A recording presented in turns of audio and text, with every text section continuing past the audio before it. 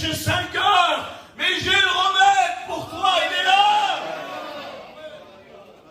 Le remède, c'est pas les hommes, c'est la parole de Dieu. C'est ça le remède, mon Tommy, le voilà. Nous avons le remède pour les familles, le remède pour les enfants, le remède pour ta maladie, le remède pour ta dépression, le remède pour tes angoisses, le remède pour ton divorce, le remède, c'est Jésus. Amen. Veux-tu du remède? Est-ce que tu veux le remède? Nous avons le remède. Il s'appelle Jésus. Écoutez, nous allons lire un verset. Regardez pas un beau message. Il n'y en aura pas de beau message. Écoutez le message de Jonas. Est-ce qu'il était beau? Non, il n'était pas beau, le message de Jonas. Il a marché 3 jours au milieu de Ninive. Et il a dit juste ça. Dans 40 jours, Ninive sera détruit. Quel vilain message! Il y a un beau message, ça. Les anciens, il était beau le message. Non, il n'était pas beau. Mais le prophète a annoncé ce que Dieu a dit. Il n'a rien rajouté. Il n'a rien embelli. Il n'a rien fait. Il n'a pas fait de manière. Il a annoncé. Amen. Et parce qu'il a annoncé avec exactitude le message que Dieu lui avait donné, Ninive s'est repenti. Et même Dieu s'est repenti aussi. Écoutez, Dieu est immeuble. Tu ne fais pas changer Dieu, toi. Il est assis sur son trône, il est au contrôle de tout. Tu sais, quand un homme et une femme se repentent, ils peuvent faire changer la décision de Dieu. Et quand Dieu a vu la repentance de Ninive, il a dit, alors je me repens du mal que j'aurais dû leur faire. Écoutez, dans cet après-midi là, nous avons besoin de Dieu. Amen. Mais plus toi tu as plus besoin toi de Dieu que lui a besoin de toi. Dieu t'aime comme un père, mais toi tu dépends de lui. Nous dépendons de lui. S'il s'enlève de nous, on n'existe plus. S'il s'enlève de nous, il n'y a plus de séminaire. S'il s'enlève, les églises vont s'écrouler. Nous avons besoin de Dieu. Vous êtes d'accord?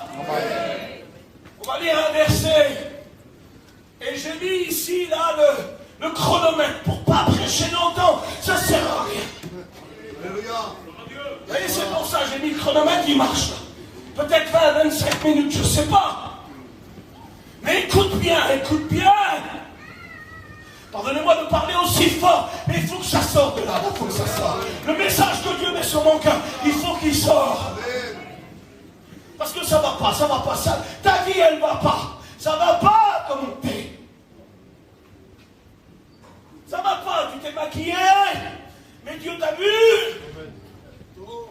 Tu t'es présenté, t'es bien habillé, mais Dieu voit lui, malheureusement. Il ne va pas t'accuser, écoute, il ne va pas t'accuser. Parce que s'il en aurait à dire, tu fuirais de la salle.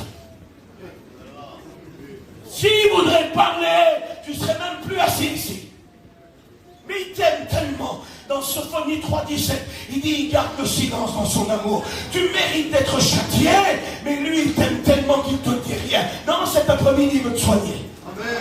Amen. Il veut pas, écoute, il va manifester un cœur de père. Il ne va pas manifester un cœur de juge. Il va manifester un cœur de père. Parce que ton fils, qu'il soit habillé en smoking ou qu'il soit dans la boue, tu l'aimes toujours comme un fils. C'est pas l'habit qui est sur ton fils qui va faire changer ton amour que tu as pour lui. Ton amour restera le même. Même s'il roule dans une Rolls ou dans une 2 chevaux, tu l'aimeras pareil. Dieu nous aime pareil. S'il faudrait l'en dire, il l'en dirait. Parce qu'il connaît nos cœurs. Mais dans cet après-midi, il veut nous soigner. Il va falloir prendre le remède. Hein.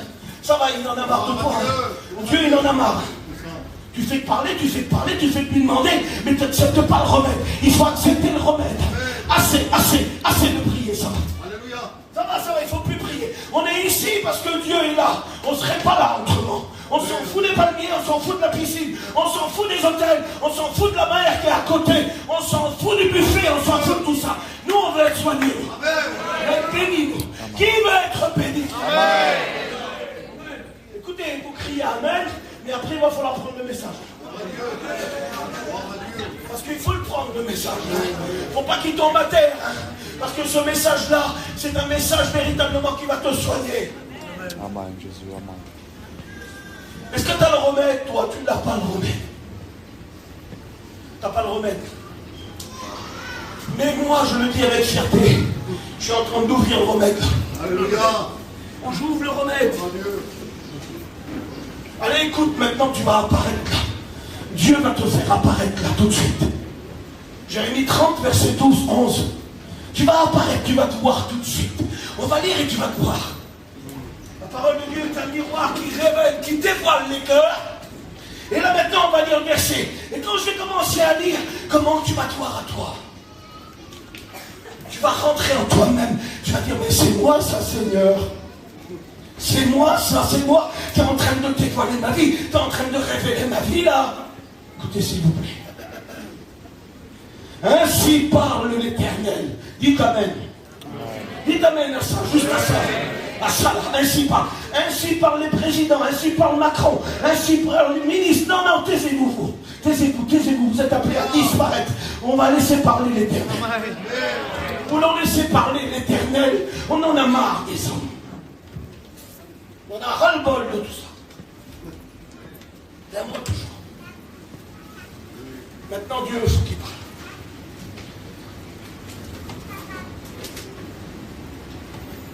Ainsi parle l'Éternel. Ta blessure est grave. Ah, c'est grave, c'est très grave ce que tu es en train de vivre. Ta blessure est grave. Ta plaie est douloureuse. Écoute bien, je vais redire avec des points d'exclamation, comme si que Dieu voudrait te réveiller et te faire comprendre que lui seul est capable d'agir. Ainsi parle l'Éternel. Ta blessure est grave. Ta plaie est douloureuse. Nul ne défend ta cause pour bander tes plaies. Tu n'as ni remède et ni moyen de guérison. Regardez un petit peu l'état de l'homme et la faiblesse des hommes. Il y a des blessures et des plaies. Un jour, nous étions à Gien. Écoutez, s'il vous plaît, je ne prêcherai pas longtemps. Vous n'aurez pas chaud. Et après, vous allez partir. Vous allez rentrer à l'hôtel. Voilà, tracassez-vous pas, ça ne durera pas longtemps. Mais ces quelques mots-là, c'est vraiment l'Éternel qui veut soigner quelqu'un. Amen, amen. Un jour, nous étions à Gien. Et tout à l'heure, je demandais la prédication au fils à Tony. On a été manger un petit morceau. Le petit, il a dit, je te paye un morceau. Alors j'ai été avec lui. Et puis je regardais comme ça, parce que moi, je suis très simple. Et j'aime pas me compliquer. Et j'en ai en horreur de ça. Parce que la Bible, là, elle est très simple. Et elle prend toutes ses racines et sa puissance dans la simplicité. C'est comme je suis faible que je suis fort. Et j'ai dit au petit, t'as pas un message pour moi tout à l'heure? Alléluia. Il était un petit peu comme ça, il ne savait pas. Puis en parlant, une expérience est arrivée, ce verset est arrivé. Et nous étions à Gien, et puis j'allais prêcher pour la première fois, j'avais peur. Mon cœur battait à 7000 à l'heure. Et puis juste avant la prédication, on est rentré dans un camping. Puis là, ici, sur la droite, il y avait une femme. Elle avait des regards fixes, je n'arrivais pas à comprendre son regard. Je l'ai su après, c'était une femme qui était aveugle, avec 2 petits-enfants au bas âge. Et son mari venait de partir. Puis d'un seul coup, on a prié.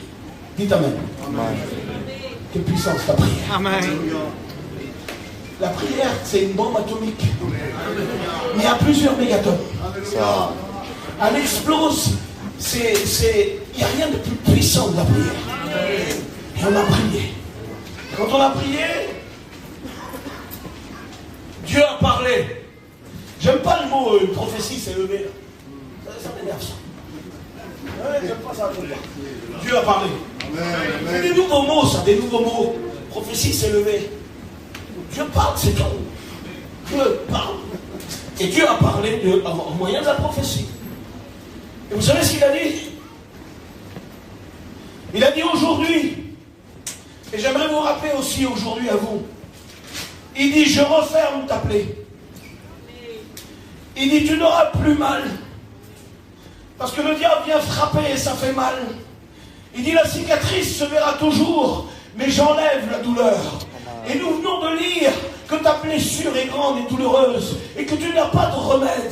Ben moi j'aimerais te dire que toi tu n'en as pas, que moi j'en ai pas, mais que la parole de Dieu est un remède à tous ceux qui souffrent.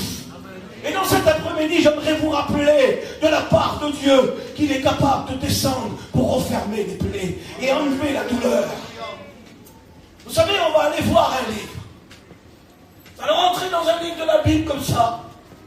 Et ce livre n'en dit long, n'en dit long. Les premiers chapitres du livre annoncent juste le titre. Le titre annonce de l'espoir. Il y a un titre du deuxième livre du Pentateuque, des 5 livres de la Bible. Il y a le deuxième livre qui porte un nom. Parce qu'eux, ils ont besoin que leur plaie soit refermée. Ça souffre depuis longtemps, ça souffre. Qui c'est qui souffre? Personne souffre. Allez, on remballe la prédication, on s'en va. On va, mon Tony, on va ferme le séminaire, ferme-le. Prêche plus, tout à l'heure tu prêches plus, on ferme, on s'en va. Personne n'a mal. Personne, vous avez pas mal. Le diable vous fait pas des mauvais coups. Hein? Vous souffrez pas à la maison avec les enfants qui sont en train de se droguer. Vous souffrez pas avec vos maladies que vous portez depuis des années. Vous souffrez pas quand les foyers explosent, qui divorcent. Vous souffrez pas quand un fils trahit, quand on est trahi par la famille, par ceux qu'on aime. Il n'y a pas beaucoup de souffrance. Alors vous souffrez pas, personne ne souffre. Alors il sert à quoi ce message? On va en faire quoi ce message? On va fermer la Bible et puis on va aller manger des salades. Ça sera mieux, ça sera mieux. On va nourrir le corps, ça sera mieux. Qui c'est qui souffre? Qui c'est qui souffre? N'ayez pas peur de vous identifier. Dieu veut vous soigner. C'est quoi? Je suis en train de dire quoi là? Je suis en train de dire qui c'est qui vit dans le péché. C'est pas ça que je dis là. C'est pas ce que je suis en train de dire là, non? Comment vous comprenez la parole? Comment vous réceptionnez les mots de Dieu? Des mots de guérison ou de condamnation? C'est pas de la condamnation, il veut vous soigner. Et quand on demande qui c'est qui souffre, personne ne s'identifie. C'est quoi ça? Pourquoi on est là alors? On est là pour s'amuser, pour jouer un rôle. Non, moi je suis pas là pour ça. Je suis pas en train de m'amuser tout de suite. Là. Parce que je sais que le diable fait des ravages. Il fait des ravages dans les foyers, au milieu des serviteurs de Dieu. Il veut briser. Quand lui il tombe, ça fait mal, tu sais. Jésus a dit, je voyais Satan tomber comme une éclair. Quelle puissance! Hein, la vitesse de l'éclair, quand elle tombe, elle bousille tout. Puis toi, t'es là, ici. T'es là. Qui c'est qui souffre? Non, ça va, tout va bien. Arrête, tu mens. T'es en train de me mentir. Oui, Bernard, c'est vrai. On n'arrête plus, je vers les Espagnols, moi. Ils n'arrêtent plus de dire Bernard, c'est vrai. Mais ils ne se lèvent pas. Il faut arrêter de dire c'est vrai. Il faut prendre la bonne parole de Dieu. Il faut prendre la parole là. Il ne faut pas la serrer contre ton cœur. C'est pas ça la liberté. Le verset, c'est pas ça, le livre de Samuel. Je la serre contre mon cœur. Mais non, il faut qu'elle soit dans ton cœur. À l'intérieur de ton cœur. Alors dis plus Bernard. Mais lève-toi, identifie-toi. C'est moi Kamal. Amen. Cheval, il faut que je sois guéri aujourd'hui là. Je vais faire un cours sur la médecine. Je veux que tu me donnes mon ordonnance. Et puis je vais être guéri maintenant. Écoutez, Exode va annoncer quelque chose. Tu sais ce qu'il va annoncer? Tu sais ce qu'il veut dire Exode? Il veut dire départ. Délivrance. Comment tu serais guéri aujourd'hui? Comment on aurait réussi le séminaire si quelqu'un serait guéri d'un cancer? On ne peut même pas dire non, on a peur. On a peur du non, on a peur, comme si le non serait plus grand que Dieu. Ben moi je dis le non, parce que mon Dieu est plus grand que le cancer. On a peur de le dire, comme si le non nous écrase, il nous écrase. Il y en a qui ont la maladie, il y en a qui ont la maladie. Et bien j'aimerais vous dire que Dieu est plus grand que ton cancer. Dieu est plus grand que ta maladie. Dieu est plus grand que ta dépression. Ta mal à l'intérieur de toi. Tu es en train de souffrir, t'as pris un coup dans l'âme. Un coup dans l'âme. Pas un coup de poing, hein. Parce qu'un coup de poing, tu t'en remets, t'as 3 jours. Mais le coup dans l'âme, là, qui peut le réparer? Dites-moi.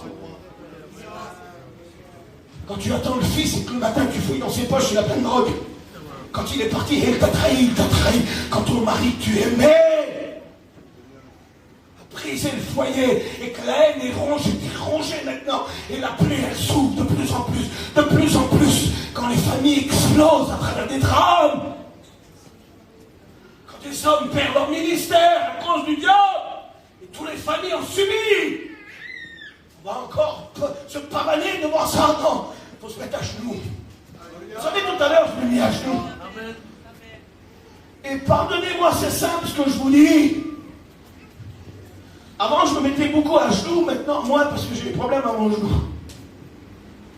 Ça faisait longtemps que je ne m'étais pas mis à genoux, à cause de mon genou, j'ai mal. Tout à l'heure, je lui ai dit, Seigneur, allez, je m'en balance de mon genou, je me mets à genoux pour toi. Ça m'a coûté, j'ai eu mal tout à l'heure. Ça me faisait mal, mais je dis, Seigneur, je le fais pour toi. Il faut savoir s'humilier pour lui. Exode va annoncer quelque chose.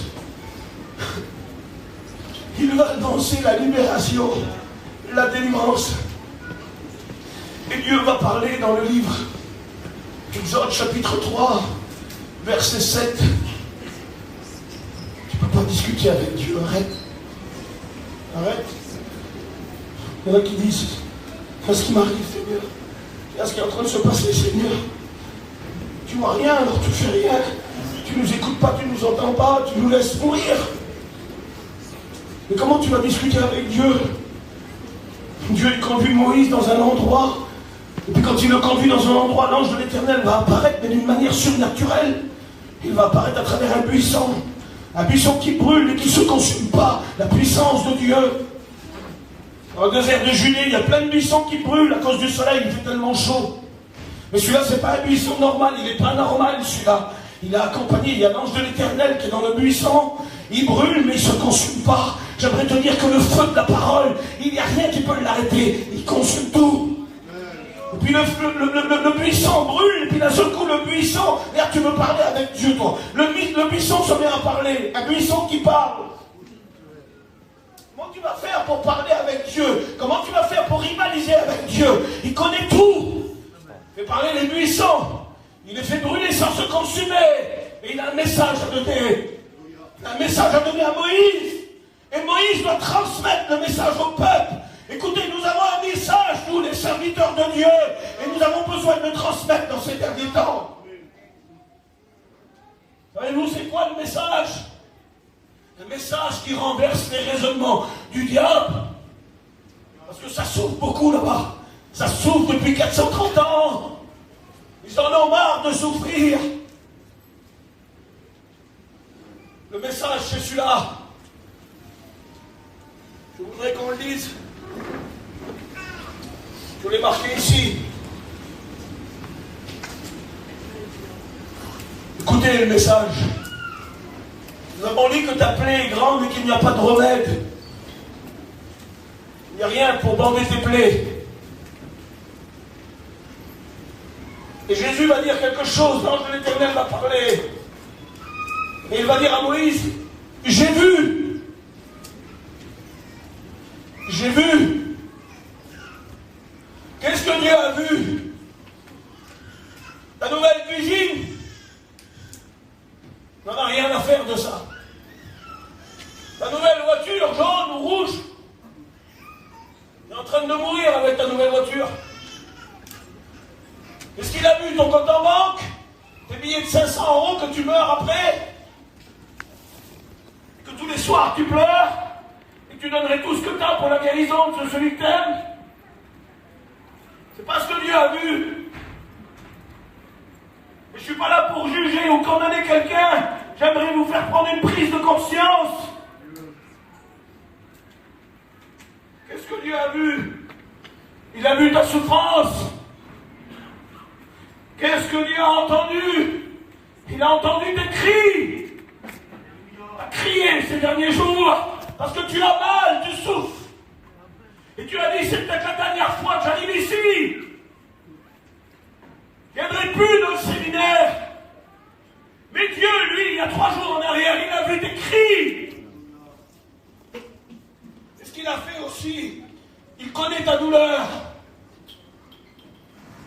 bien que Dieu voit et connaît et entend. Et moi, je préfère quand Dieu descend. Amen. Amen. Il faut qu'il descende. Alléluia. Tu sais, il faut qu'elle descende parce que toi aussi, tu as descendu. Et puis à ta place, tu as descendu. Écoute, tu as descendu. Je vais répéter là. Permettez-moi d'être l'âme de madame. Fais-moi parler, Seigneur, vas-y. Fais-moi parler comme un âne.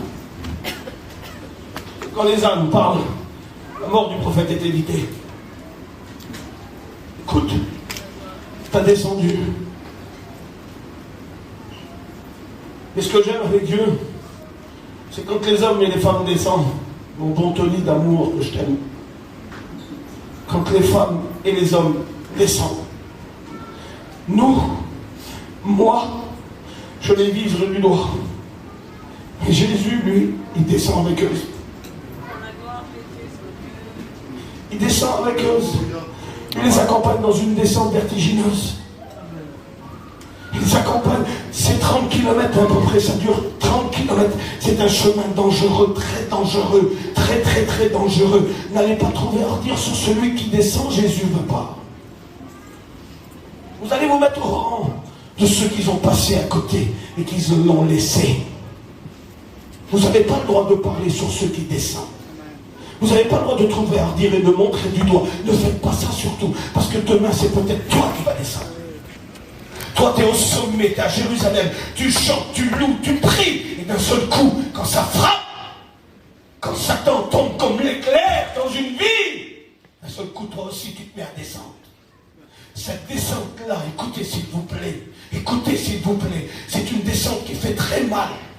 Nous trouvons des hommes de la Bible, nous les trouvons un peu partout, nous trouvons des géants de la parole de Dieu, et que d'un jour ou l'autre, ils sont descendus. Ils ont descendu, se trouvaient en haut des palais, ils ont regardé des choses qu'ils ne veulent pas regarder, et d'un seul coup, ils ont descendu. Ils se trouvaient là dans la bénédiction, puis d'un seul coup, ils ont descendu aux profondeurs de la mer, même des grands prophètes ont été avalés par des poissons et ont descendu au plus bas. Alors écoute, tu n'as pas le droit de parler sur celui qui descend. Parce que ce que nous devons manifester, nous, c'est beaucoup d'amour et peu de jugement. Peu de jugement. Le jugement fait mal. Le jugement est du côté du diable. C'est le diable accusateur de nos frères. Nous ne se rangeons pas du côté gauche. Nous sommes du côté droit de Dieu. Le côté gauche, c'est le côté des maudits. D'après Matthieu 25, retirez-vous de moi, maudits, allez dans le feu. Et pourquoi toi tu te mets du côté du diable? Écoute, s'il te plaît. Ta position n'est pas bonne. Dieu n'est pas d'accord. Change de côté. Reviens à droite. Parce que toi, tu es une brebis. Tu n'es pas un juge, tu n'es pas un maudit. Et puis, il y a des frères qui descendent. Et il y en a qui se mettent du côté du diable et qui jugent. Tu n'as pas le droit de juger. Et regarde, je le fais comme ça. Comme ça, je vise personne. Tu n'as pas le droit de juger. Tu n'as pas le droit de juger.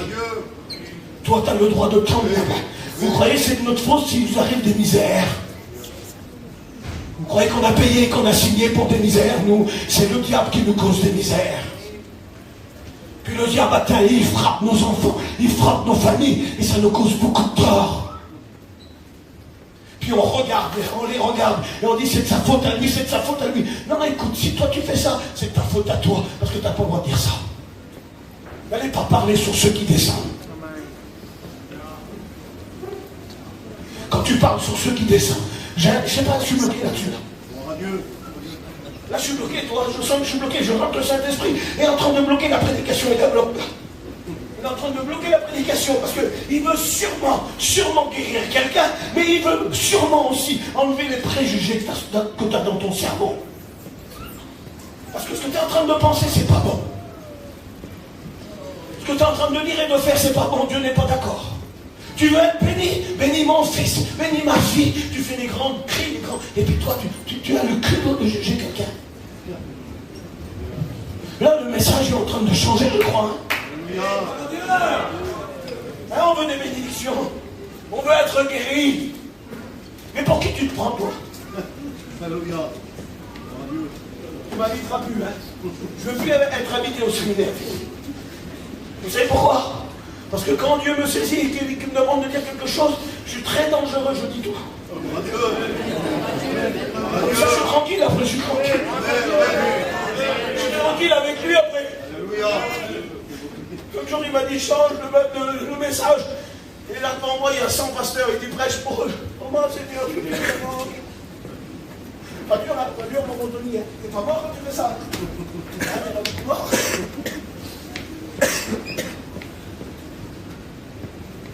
Qu'est-ce qu'il m'a demandé? Prêche pour les pasteurs. Il y en a 100 devant moi, des hommes comme toi avec 50 ans de ministère. Je dis, Seigneur, je le fais. Tu me donnes le verset, mais tu m'accompagnes jusqu'à la fin. Ben, je l'ai fait. Mais alors, ça m'a coûté cher. Là, j'en paye encore.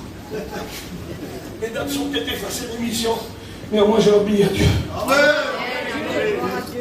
Qui es-tu pour juger? Alléluia. Tu vas être guéri? Alors, il va falloir que tu changes. Il n'aime pas Dieu ce que tu fais. Dieu n'aime pas, n'est pas d'accord, il n'est pas d'accord du tout. Du tout, du tout, du tout. Il descend de Jérusalem à Jéricho, vous regarderez dans le verset, il ne dit pas pourquoi il a descendu, parce que s'il le dit, il ne dit pas, il ne dit rien du tout. Par contre, quand il descend, ça dure à peu près 30 km la descente. Et puis sur ce chemin-là, là, c'est pas bon, c'est pas bon, c'est pas bon, c'est pas bon. Des hommes ont descendu, il y en a qui ont descendu ici. Vous vous reconnaîtrez que vous avez descendu. Vous chantez, vous louez Dieu, vous célébrez Dieu, mais à l'intérieur de ton cœur, tu es en miette. Tu as toutes des plaies sur toi, tu as toutes des plaies. Personne ne voit rien, écoute, personne ne voit rien, parce que tu fais rien voir. Mais Dieu t'a vu. Il a vu tes plaies, il est en train de les regarder. Il regarde les plaies que tu as sur toi un par un. Tu as pris des coups. Il ne reproche pas ta descente. Il ne la reproche pas. Il ne dit pas pourquoi tu as fait ça. Parce qu'il sait que derrière, il y a un ennemi qui veut nous faire descendre à tout prix. Et il s'appelle Satan. Et il se sert des choses. Puis l'homme prend des coups, plein de coups. Il a mal, sa blessure est grande, il n'a pas de remède et il va mourir. Puis moi, en tant que pasteur, j'arrive à mettre en moi. Moi, j'arrive. Qu'est-ce que je fais, Tony, moi? Micro. Bien que vous m'écoutez. On va se la faire à l'américaine, on va marcher comme ça avec la main dans la poche. Les Américains, ils font des choses comme ça. Et ils font des styles. Comme ça, la main dans la poche. Qu'est-ce qu'on en a à foutre de tout ça? On s'en fout. On n'a plus le temps de faire de grandes manières. On a besoin d'être béni. On a besoin que Dieu descende, qu'il nous soigne. Et à ce que je fais, moi, quand l'homme descend. Ça, c'est moi. Je passe à côté de lui, moi, il est ensemble. Il est ensemble. Allez, on va faire vivre le message, je vais donner un petit peu d'imagination à moi. Allez, j'arrive, moi, je suis le pasteur de l'église de l'Empérier, une petite église à Paris, dans un bois, la plus vilaine église de Paris. Il n'y a pas plus vilain. L'église où je suis, il n'y a pas plus vilain. Il y a des trous, pendant 2 kilomètres comme ça. Et l'église, elle est pas belle, elle est au milieu d'un bois. Allez, moi, l'église, je suis responsable de l'église. Il a descendu. Moi, j'arrive vers lui, je dis, qu'est-ce que t'as fait? Pourquoi t'as fait ça? Regarde, t'étais bien à Jérusalem, là-bas, regarde ce que t'as été faire. Regarde ce que t'as été faire un petit peu. Regarde le dégât que t'as fait. Tu louais Dieu, tu chantais dans l'église, t'étais bien, t'étais béni. Mais qu'est-ce que t'as été faire? Pourquoi t'es venu à Jéricho? Puis lui, il devrait me dire, mais pourquoi t'es là aussi, toi, là? Parce que nous avons vu dans le verset que, fortuitement, par hasard, un homme passe aussi. Cet homme-là, c'est pas n'importe qui, c'est le souverain. Il porte l'habit du souverain sacrificateur. Il porte le pectoral. Il porte les diamants, les brillants. Il porte la tiare. Il porte le turban pur. Mais il est là aussi, lui. Mais moi, en tant que pasteur, j'ai dit, pourquoi tu as descendu? Pourquoi tu as descendu? Pourquoi tu as descendu? Est-ce qu'il a besoin d'écouter ça parce qu'il va mourir? Le diable qui passe aussi à côté de lui, il ne lui parle même pas. Il passe comme ça parce qu'il dit, avant il était dans l'église, celui-là. Il était dans l'église, c'était un béni. Mais maintenant on lui tourne le dos, on ne lui parle même plus. Ceux qui quittent l'église, ceux qui ont fait du mal, ceux qui sont descendus dans les bas-fonds de l'enfer, on ne leur parle même plus, on leur tourne le dos. Mais c'est quoi ça comme catégorie de chrétiens? Où est l'amour qu'on doit manifester? Après nous arrivons dans nos églises et nous voulons que Dieu nous bénisse. Nous voulons que Dieu agisse. Mais nous devons réformer nos cœurs, réformer nos voix dans tout. Parce que nous avons besoin d'avoir un cœur pour le malheureux. Écoutez, quand Jésus arrive, c'est différent, lui. Lui, quand vous regardez le verset, il ne dit pas un mot. Il n'a pas la même attitude que nous, Gabou. Il n'a pas la même attitude que nous. Je suis en train de vous faire comprendre quelque chose. Je ne suis pas en train ici de parler des ministères, croyez pas ça. On ne règle pas nos comptes. On ne règle pas nos comptes ici, nous. Je suis avec mes frères, moi. Mais là, je suis en train de parler de l'Église en général. Comment qu'on agit? Là, je ne croyais pas te dire tout ça. C'est vraiment que Dieu est en train de prendre en main la prédication et de parler comme il veut lui. Et c'est ça que j'aime avec Dieu. Regardez le bon samaritain, qu'est-ce qu'il fait? Il arrive. Il ne dit pas un mot. Il va se pencher vers lui, descendre sa monture. Si lui, il a descendu, Jésus descend aussi. Si toi, tu as descendu, il descend aussi, lui. Il ne passe pas à côté de toi. Il n'est pas en train de passer à côté de toi. Tu sais pourquoi? Parce qu'il lui faut des soins d'extrême urgence. Il n'a pas besoin de dire remonte. Il n'a plus la force pour remonter. Il n'a pas besoin de dire reprie. Il n'a plus la force pour prier. Il n'arrive même plus à ouvrir la bouche tellement il a pris des coups. Il est en hémorragie interne et il va mourir. Il a besoin de soins d'extrême urgence. Vous savez, dans le livre de Jérémie, il y avait un baume qu'on appelle le baume de Galate. Et ce baume-là était appliqué en soins d'extrême urgence. Parce que lui, il allait mourir. Et puis, il ne fait aucune reproche. Écoute, j'aimerais te dire que si ta plaie est grande, et que tu as descendu pour n'importe quelle raison, je ne veux pas le savoir. Et Jésus ne te reproche rien. Il ne te reproche rien. Savez-vous ce qu'il fait?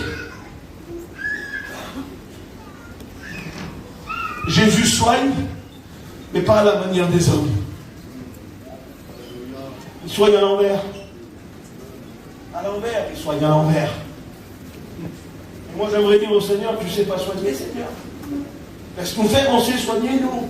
On sait comment faire, Seigneur. Laisse-nous faire. C'est bizarre comment il soigne le Seigneur. Il est bizarre, le Seigneur. Hein? T'es bizarre, Seigneur, t'es bizarre. Hein? Avec la Samaritaine, t'es bizarre avec. Hein? Tu sais pas trop prêcher, Jésus, toi. Hein? Parce qu'avec la Samaritaine, elle te demande de l'eau, tu dis va me chercher ton mari. C'est pas une belle prédication, tu sais pas prêcher, Seigneur, toi. Nous, si quelqu'un nous demande de l'eau, on va lui donner de l'eau, elle a assoiffé. Toi, tu dis va me chercher ton mari. Oui, mais elle, il y avait quelque chose que le diable n'avait pas pris, c'était sa vérité. Et Jésus, lui, il fait ressortir toute sa vérité qui est dans son cœur à cette femme. Il fait ressortir toute sa vérité parce qu'elle avait été meurtrie par la vie. Elle avait cherché le bonheur, un mari, elle en a eu 5, ça n'a jamais marché. Mais elle avait quelque chose de vrai en elle, elle était vraie. Le diable lui avait tout pris. Lui avait pris sa dignité, lui avait pris sa vie, lui avait pris son bonheur, lui avait pris ce qu'elle avait espéré toujours, un mari et des enfants. Il lui avait tout pris, il avait détruit sa vie, il avait mis la honte sur elle. Il avait mis la honte sur elle. Et quand elle a soif, elle veut être désaltérée. Parce que Jésus est en train de lui dire que l'eau qu'elle va boire, c'est de l'eau qui va jaillir jusque dans la vie éternelle. Alors elle dit, donne-moi cette eau. Et lui, il lui dit, va me chercher ton mari. Ben, tu sais pas prêcher, Seigneur, prêche pas comme ça, tu sais pas. Vous savez ce que Jésus fait? Les valeurs de son cœur que Satan avait écrasées, il les refait sortir. Il lui redonne sa valeur. Elle dit, je n'ai point de mari. Elle dit vrai. Et Jésus dit, t'as bien fait de dire vrai. Parce que tu as eu 5 maris et celui que tu as n'est pas le tien. Mais parce qu'elle dit vrai, il y a une transformation en elle. Il y a une nouvelle naissance qui arrive. Jésus est en train de transformer son cœur et sa vie. Parce qu'elle a dit vrai. Jésus sait prêcher et il sait aussi guérir. Et pourquoi qu'il soigne à l'envers? La Bible dit qu'il sort des bandes. Luc dit, chapitre 30, il sort des bandes de l'huile et du vin. Et la Bible dit qu'il va mettre les bandes, il va mettre l'huile, il va mettre le vin à la fin. C'est pas comme tu soignes dans la médecine. Tu mets le désinfectant, tu mets la pommade et la bande à la fin. Tu ne sais pas soigner, Seigneur, tu ne sais pas, tu sais pas soigner. Là peut-être tu dis ça, tu ne sais pas, Seigneur, je suis en train de vivre. Vous savez pourquoi? Il va mourir, il lui faut des soins d'extrême urgence. Et il faut arrêter l'hémorragie. Mais tout de suite avant, il fait un garrot. Bon Maël, il ne sait pas soigner lui. Hein. Il fait un garrot parce qu'il va mourir. Il y en a qui vont mourir, il faut que le sang s'arrête tout de suite. Il te faut un garrot, t'es en hémorragie interne. Il te reste quelques heures à vivre, quelques jours à vivre. C'est le dernier séminaire, t'as dit, je vais mourir, ça y est. Non, tu ne vas pas mourir. Le bon samaritain est là. Il va arrêter la plaie. Il va arrêter le sang. Alors il met ses bandes d'amour. Et tout de suite après, il verse de l'huile, ça se fait pas. Il doit mettre le désinfectant avant. Mais il a tellement pris de coups. S'il met le désinfectant avant l'huile, il va encore avoir mal. Il lui faut de la douceur. Il lui faut plein de douceur, plein de douceur. Il faut arrêter l'hémorragie. Et il faut que l'huile vienne adoucir tous ses plaies. Alors toi, tu as besoin de douceur. Tu as besoin des bras du Père. Parce que tu as pris trop de coups. Peut-être qu'on a trop parlé sur toi. On en a trop dit sur toi. Mais Jésus te dit rien du tout. Il te soigne dans cet après-midi. Et à la fin, il verse le vin, symbole du désinfectant, du sang de Jésus, pour effacer tout ce que tu as fait. Mais avant, il ne te condamne pas, parce que quand tu es mort par terre, Jésus le sait. Tu sais qui c'est qui est à côté de toi? Il y a quelqu'un qu'on appelle Satan, qui t'a fait descendre, qui t'a mis des coups, et qui est en train de te dire, maintenant, regarde dans l'état où tu es, t'es un lâche. Parce que tu étais dans la paix, dans le bonheur, et là, l'amertume est dans ton cœur. Alors Jésus condamne personne. Tu as besoin de l'huile, tu as besoin des bandes, tu as besoin d'être désinfecté, tu as besoin des bras du Père, et tu as besoin du lieu sûr, tu as besoin de remonter dans un lieu sûr. Écoutez, on va prier maintenant. Jésus sait prêcher, Jésus connaît, Jésus a vu, Jésus entend, et Jésus descend. Et il sait soigner les plaies. Ta blessure est grave. Tu as beaucoup de douleur. Tu n'as ni remède, ni personne pour bander tes plaies. Mais j'aimerais te dire que le bon Samaritain est en train de descendre vers toi. Amen. Il ne juge personne. Il a dit à la femme, où sont ceux qui t'accusent? Les hommes de loi qui étaient là et qu'il allait jeter la pierre pour la tuer, ils sont partis un à un. Et le seul qui était digne de jeter la pierre, car il était 3 fois saint, c'était Dieu, c'était Jésus, mais il ne l'a pas fait. Et dans cet après-midi, il veut te soigner. On va prier si vous voulez. Tout à l'heure, tu as dit, Bertha, c'est vrai, c'est vrai. Mais maintenant, tu as besoin de guérison.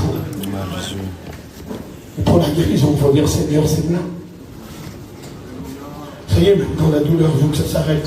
Je veux que ça s'arrête, Seigneur, je veux que tu me guéris. Nous prions, s'il vous plaît.